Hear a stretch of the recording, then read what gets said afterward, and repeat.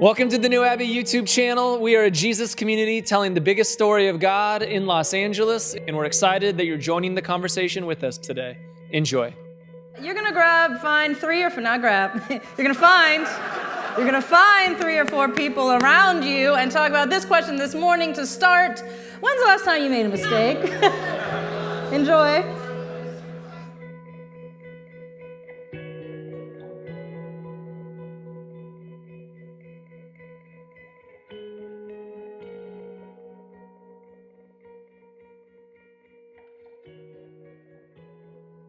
I love sharing about mistakes first thing in the morning. Okay, so we are going to continue in Exodus. We're going to be in Exodus chapter 2 today. So where we left off, if you were here last week, weren't here last week, the Egypt Pharaoh had just said to the Egyptian midwives, if you see a Hebrew woman giving birth and it's a boy, and then they scammed Pharaoh, and they were like, no, we're not going to do it. They made up a story. But anyways, now they were like, no, all Egyptian boys, or Hebrew boys, cannot live. So that's where we find the beginning of this story. So now a man of the tribe of Levi married a Levite woman, and she became pregnant and gave birth to a son. When she saw that he was a fine child, she hid him for 3 months. But when she could hide him no longer, she got a papyrus basket for him, coated it with tar and pitch. Then she placed the child in it and put it among the reeds along the bank of the Nile. His sister stood at a distance to see what would happen to him. Then Pharaoh's daughter went down to the Nile to bathe, and her attendants were walking along the riverbank. She saw the basket among the reeds and sent her female slave to get it. By the way, we're reading a lot of this today. I'm going to read it kind of fast, but if you miss anything, you can watch the first 15 minutes of The Prince of Egypt, and it will catch you all the way up. She opened it and saw the baby. He was crying, and she felt sorry for him. This is one of the Hebrew babies, she said. Then his sister asked Pharaoh's daughter, shall I go and get one of the Hebrew women to nurse the baby for you? Yes, go, she answered. So the girl went and got the baby's mother. Pharaoh's daughter said to her, take this baby and nurse him for me, and I will pay you. So the woman took the baby and nursed him. When the child grew older, she took him to Pharaoh's daughter, and he became her son. She named him Moses, saying, I drew him out of the water. One day, after Moses had grown up, he went out where his own people were and watched them at their hard labor. He saw an Egyptian beating a Hebrew, one of his own people. Looking this way and that, seeing no one, he killed the Egyptian and hid him in the sand. The next day, he went out and saw 2 Hebrews fighting. He asked the one in the wrong, why are you hitting your fellow Hebrew? The man said, who made you ruler and judge over us? Are you thinking of killing me as you killed the Egyptian? Oop. Then Moses was afraid and thought, what I did must have become known. When Pharaoh heard of this, he tried to kill Moses, but Moses fled from Pharaoh and went to live in Midian, where he sat down by a well. Now a priest of Midian had 7 daughters, and they came to draw water and fill troughs to water their father's flock. That's okay, that's good. You're up to speed, right? This is there's a lot happening, okay? There's a lot of this story, but here's what I want to talk about this morning. So Moses has this story, this life, a set of circumstances through no fault of his own that he is born into, that he lives into, that he's experiencing, and then he finds himself angry and enraged, and he tries to help. He sees his people hurting, and he tries to help, but in helping, he actually does harm, and in doing that harm, then he gets shaded on by the people that he was trying to help, and then he runs, and then he hides in Midian, okay? And as I was reading this, and as we're going through this Old Testament journey, this Torah journey this year, it's hilarious to me how much wisdom and how relatable some of these stories are with a different lens, right? Okay, if I'm being completely honest, the first thing I thought of when I read this story was Instagram summer 2020 with people posting black squares, okay? Well, hear me out. So I feel like there were so many people, so many white people in particular in our country who summer 2020, they were like, what? What's going on? I just realized I'm a part of this thing. There's this bigger thing going on. And I was handed a set of circumstances and I didn't know something and now I know and I see something bad happening, so I'm going to help. And then they try to help. But then the people they're trying to help is like, that's performative. You're not helping. And they're like, what? I'm not helping. Never mind. I'm going to Midian crickets. Right? And it makes sense. And it's a very relatable feeling is a thing. Because I think we've all been there. I remember in my past evangelical life going on a missions trip thinking, I'm helping. I'm really, really helping. And then I go a few years down the road and I realize I was harming. I was in an accountability group. I was teaching young girls about purity, like, I'm helping. No, I wasn't. I was harming, right? And all of those things, this is a relatable feeling of you're trying to help. You learn something new. You have a set of circumstances that you get born into. You have a reality of the way the world works, and you think, this isn't right. I should help. I should save. I should do something. I should be a part of something. And then people around you are like, that's not the right way. And then you're like, I'm going to go hide in Midian, right? This is very relatable. At some point, we have all missed the mark. We have, in the name of evangelicalism, I'm sure across this room, we've done some things, right? I always laugh at my dad was an engineer. And then when I was 10, he got called to be a pastor and has since deconstructed a lot of his faith. It's like, dang, bet you wish you would have stayed an engineer for all those years. Just kidding, he's doing fine. But, right? I'm like, man, how many pay cuts did we take in the name of the Lord? And now we're like, should have stayed at their job, right? But the reality is that this is a part of our reality, is that we will be handed a set of circumstances. We will become angry, or we will learn something new, or something will happen, and we will try, and then we will fail. We will be held accountable. We will do something wrong, and then we will go and hide. We will retreat. This is all of us, right? When Sammy and I, my wife and I, we were in Austin, and we moved to Austin for our study abroad year. And we're very social people, and we knew four friends. We had 4 friends in Austin. And so one night we had to go return something at a store in an area of town we didn't go a lot, and there was a sushi spot. So we're like, let's get some sushi. And we sit down at the sushi bar, and next to us is this guy, and he has a big tattoo right here that says Made in Newport. Okay? So my wife, who's from Orange County, she's like, oh, I wonder if he's from Orange County. I was like, he's probably not from Newport, Rhode Island, if I'm being honest. And so we're like, hey, man, are you from Orange County? We end up striking up a conversation. He's with his best friend. We become friends. And they're like, you know what? You guys should come have a drink with us at this next place. It's really cool. Have you ever been there? We're like, no. We're like, look at us making friends. Okay, so the 4 of us walk out of the sushi spot. We're only walking a few blocks to the next place.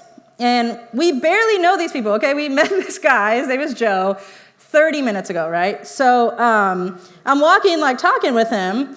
And this group of 3 beautiful women is walking this way. We're walking this way. So I'm talking to my new friend Joe, and Joe stops and to the group of girls. He's like, hey, you dropped something. And they're like, what? And he's like, your smile. And I was like, oh no, Joe. So I'm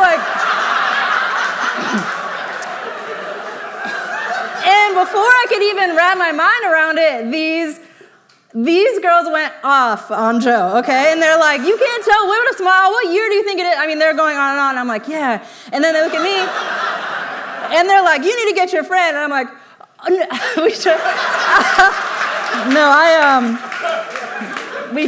he's not with, we're not together.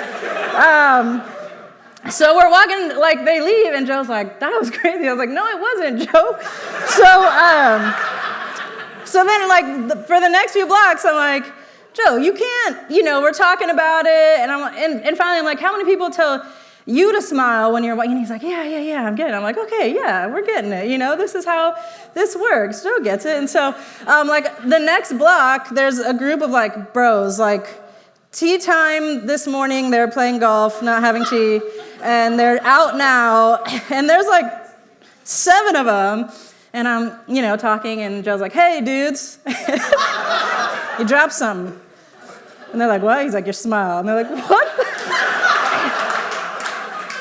And then Joe looks back at me so pleased, I did feminism. And I'm like, huh. Close. It was something. It was an attempt. And I think about Joe all the time. Because I'm like, you know what? I think there's probably a lot of ways in my life. I'm Joe. I'm like, yeah, no, I get it. I'm doing it. I'm killing it at this. And I very much am not. And I'm about to find out that I'm not. And when you find out you're not, it's actually really painful, right? Not so much for Joe. I think he went on to have a great night and probably never thought about it again. But for the rest of us. There's something really hard about being vulnerable, opening yourself up, and it doesn't go well. So you hide. There's something really hard about thinking you're being helpful in a relationship and you actually realize you were enabling. Something really hard about thinking that you're saving people and you're bringing light and love and you're actually spiritually manipulating people. It's incredibly painful. And so we go and we hide in Midian. And the thing about Midian is it's not all bad. You go to Midian, you can find some sheep, you're going to find a wife. That's what Moses did. He got some sheep, he got a wife, he took a nap probably. So it's not all bad, and I think we need those moments. But the danger of Midian is that it's a lot easier to critique what's happening in Egypt if you're sitting in Midian. Meaning, the places in which that we have tried and failed or gotten called out or done harm or have harm done to us, those are the places that are easiest to hide from and also the easiest to critique from. We love critiquing from Midian in 2022, okay? I get it. You have an opinion on Chris Rock and Will Smith. Let's move on to, I get it. You have 900,000 critiques of the evangelical church, but where are you hurting and are you addressing it? There's this false ideology, I think, circling around currently in our culture that there is a way to be right all the time, that you can have the right ideology, you can go to the right kind of church, you can read the right kind of books, you can be woke enough that you will never be wrong again. LOL, right? But that's the air that we put on when we're in Midian. And you can go to Midian and you can recover and you can recoup and you can read Brené Brown and you can do all these things. But do you want to be perfect or do you want to be about bringing freedom? Because you certainly cannot be both. If you want to be about what Moses goes on to be about, which is, I messed up. I didn't do it right. I have Egyptians in the sand. I didn't do this, but I'm going to go back because bringing freedom to this area is what I am here for. That's right.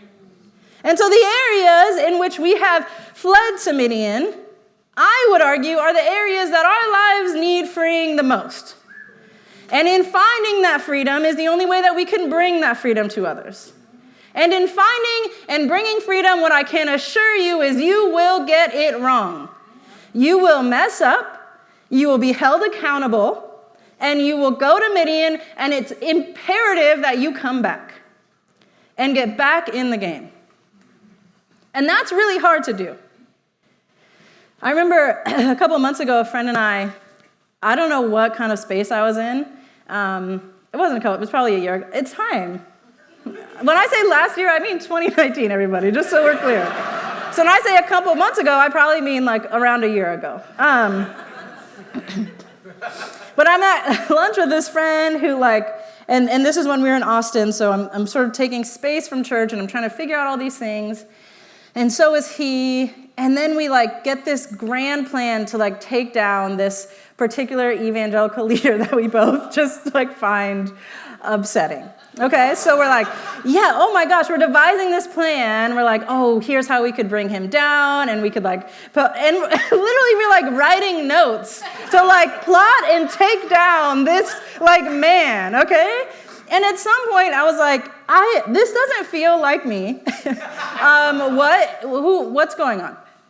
And then I'm really realizing that when it comes to church, evangelicalism, people that say, everyone always, everyone's welcome all the time, but it actually wasn't me. I'm hurt, and so I want you to hurt, right? And that's where that is coming from. And me realizing that's where that's coming from made me be okay, I have work to do. I have work to do. I do not want to hurt people because I am hurting. I want to be about freedom. And the tricky thing is that a lot of time that work could look similar if you tilt your head a little bit. I think we do a lot of harm in the name of accountability, and before you come at me and talk about accountability, yes, it's important. And we've all experienced it, and we will hold others accountable. But I think when we think about our own work and the areas in which we have experienced bringing harm in the name of helping, we are so shut down and we are so far removed from things, and we are in Midian, and Midian does not breed empathy. Midian is throwing rocks. Can you imagine like Twitter and Midian, like LOL at Egypt, what a mess, like, you know? But at some point we have to get in that game. And this could be anything across the board. I don't know where you have been pushed or fled to Midian. This could be vulnerability in friendships. You tried it didn't work, and you were like, lock it up. This could be with social justice. You tried it, you thought you were helping, someone said you weren't, so you're like, I'm done. This could be in art. You put it out, someone didn't like it, boom, boom, I'm done. I don't know what it is for you. And I was talking to my wife, and I was going over my thoughts for this morning, and she was like, what do you want people to walk away with? And I was like, I want us all to think about where in our lives have we ran to Midian? And where do we need to go back? The thing is, we all know what Moses ends up like doing, right? There's a Red Sea, there's freedom, there's lots of cool things, and I'm absolutely obsessed that this is how the story starts. The story starts by saying the very thing that you want freedom from, the very people you want to help, the very thing in your life that you need to reconcile, it starts up with you being it up really bad. I didn't say it, but I implied it. I see the kids. It starts off with you saying, like, I was genuinely trying to help, and I didn't do that, and so I fled. That makes so much sense. Do you know how hard it is to be vulnerable after you were vulnerable once and it didn't work? Do you know how hard it is to open yourself up to God after you feel like that's what was used to manipulate you for so many years of your life? You know what it's like to be back in church after church was a thing? Do you know how hard this is? But this is the work that is worth it. Because this is the work that leads to the freedom that we so desperately need in our lives.